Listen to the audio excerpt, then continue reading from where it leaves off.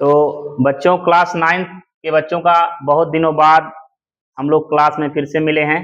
आप लोगों का strongly welcome and happiest welcome है। तो जैसे कि आप लोगों का पिछले प्रीवियस क्लासेस में चल रहा था, जो टॉपिक था आपका आर्टिकल, क्या था? आर्टिकल को हम लोगों ने कवर किया था। तो शेष जो रिमेनिंग टॉपिक था वो यहाँ पे हम आज देखेंगे। आपको लिखा गया होगा, देखिए, नीचे लिखी स्थितियों में नाउन्स के पहले ए, एन अथवा दी का प्रयोग नहीं किया जाता है।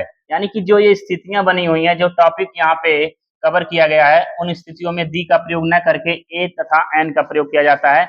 आइए सबसे पहला नंबर चलते हैं, प्रॉपर नाउन। प्रॉपर नाउन को सब जानते हैं कि व्यक्तिवाचक संज्ञा जो होता है। प्रॉपर नाउन के पहले जैसे Lucknow is a beautiful city. Lucknow क्या है? एक प्रॉपर नाउन है। इज ए ब्यूटीफुल सिटी, तो उसके पहले क्या हुआ है? ए का प्रयोग हुआ है, उसके बाद ए का प्रयोग हुआ है, यानी एक एडजेक्टिव है। लखनऊ क्या है? एक प्रॉपर नाउन है। और ए ब्यूटीफुल सिटी, सिटी क्या है? कॉमन नाउन है। और ब्यूटीफुल वर्ड क्या हुआ आपका? एडजेक्टिव है। अगला है Ram is a good boy. Ram is a good boy, इसके पहले भी किसका प्रयोग हुआ है? ए का, आर्टिकल ए का प्रयोग हुआ है। यानी कि ए एन का प्रयोग किसी भी नाउन के पहले, जो कि कॉमन नाउन हो या प्रॉपर नाउन हो, किन स्थितियों में यहाँ पे ए का प्रयोग हुआ है? एडजेक्टिव के पहले। अगला है आई लिव एट कौसी इन मथुरा। मैं मथुरा कौसी में रहता हूं। मैं मथुरा कोसी में रहता हूं। काशी नहीं है, ये कोसी है। अंडरस्टैंड? कुछ लोग काशी समझ लिए, काशी का स्पेलिंग ये नहीं होता, KASHI होगा।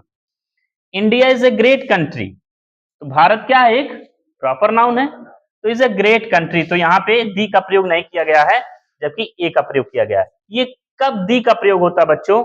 जब यहाँ पे सुपरलेटिव डिग्री ग्रेटेस्ट होता था, तो यहाँ एक जगह पे क्या प्रयोग होता? दी का प्रयोग होता। अब आते हैं दूसरे पे, प्लूरल काउंटेबल तथा इंडिफिनिट नाउन्स।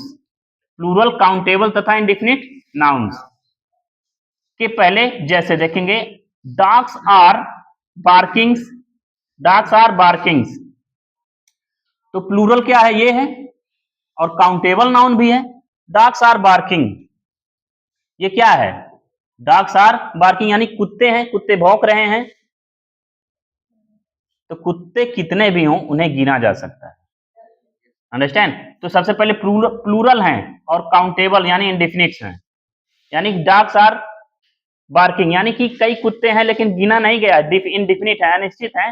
जैसे कि मान लीजिए 100-150 कुत्ते आ जाए सामने और अचानक ऐसे काटने के लिए दौड़ उठे, तो आप भागेंगे कि गिनेंगे उसमें? भागेंगे, जाहिर सी बात है। तो उसे इंडिफिनिट कहा जाएगा। लेकिन अगर बाद में सारे कुत्तों को पकड़ करके उन्हें गिनने के लिए खड़ा कर दिया जाए, तो आप गिनेंगे उसे, है ना? बर्ड्स फ्लाई, पक्षियां उड़ती हैं। Cows gives milk, cows give milk, गायें दूध देती हैं। देखिए, सबसे पहले नाउन्स में क्या किया गया है? ये काउंटेबल नाउन है ना, इसके आगे यस बढ़ा है, इसके लिए यहाँ पे वर्ब में यस या यस नहीं बढ़ा। अंडरस्टैंड? अगला है I bought books, I brought books, मैं किताबें लाया। अब देखेंगे यहाँ पे हर चीज में अपवाद भी होता है। जैसे जिंदगी में भी कुछ अपवाद होते हैं, वैसे सब्जेक्ट में भी कुछ अपवाद होते हैं। यानी जिंदगी से बनकर ही किताबों के थ्रू हम लोग पढ़ रहे हैं फिर, है ना? तो देखेंगे यहाँ पे लिखा है, यदि प्लूरल नाउन, प्लूरल नाउन जान रहे हैं?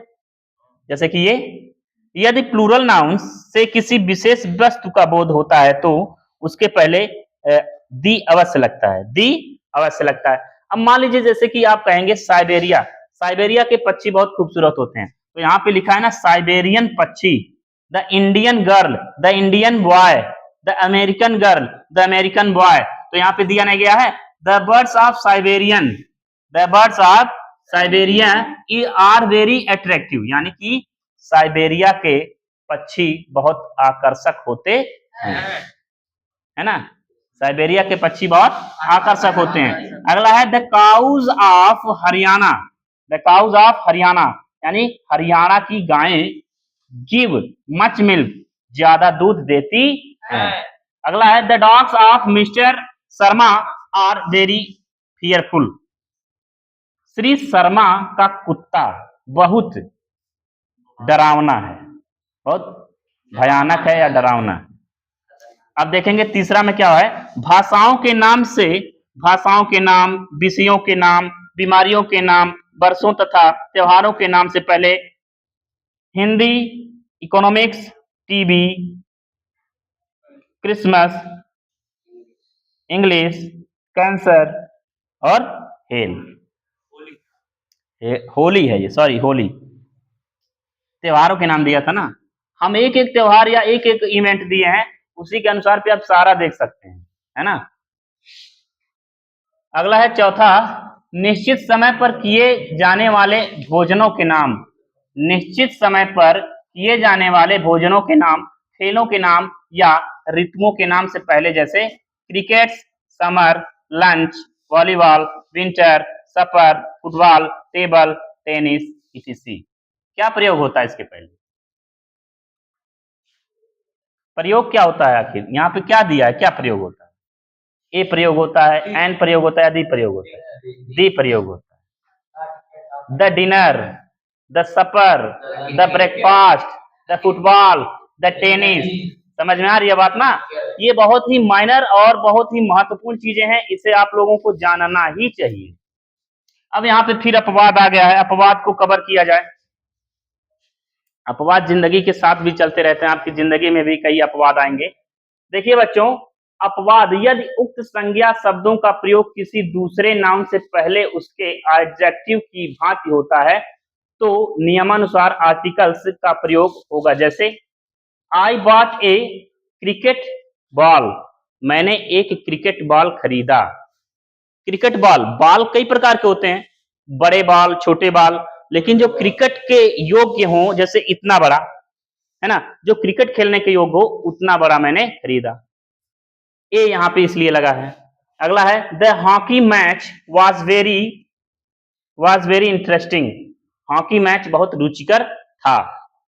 अगला है he was a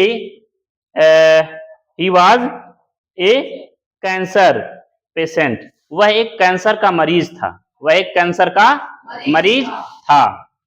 cancer is a very dangerous disease. You are an Urdu teacher, आप एक उर्दू के अध्यापक हैं। Understand. I have a winter suit,